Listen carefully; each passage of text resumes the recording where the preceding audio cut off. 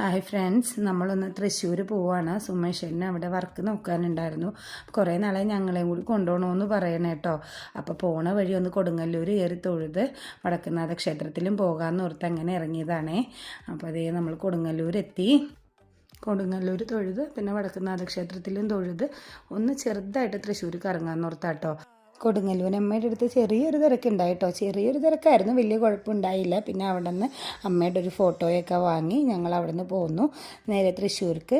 അപ്പോൾ പോകുന്ന വഴി ചായക്ക് അങ്ങനെ വലുതായിട്ടൊന്നും കഴിച്ചില്ല കേട്ടോ. ചെറിയൊരു വട അങ്ങനെയൊക്കെ ആയിട്ടേ കഴിച്ചുള്ളൂ. പിള്ളേർക്ക് വാങ്ങിക്കൊടുത്തു.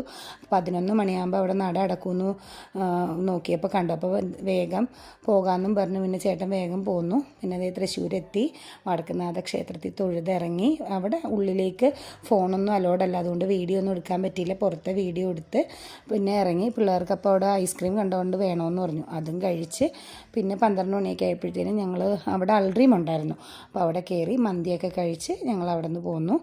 അപ്പോൾ ഇനിയുള്ള video part 2. Okay, bye guys.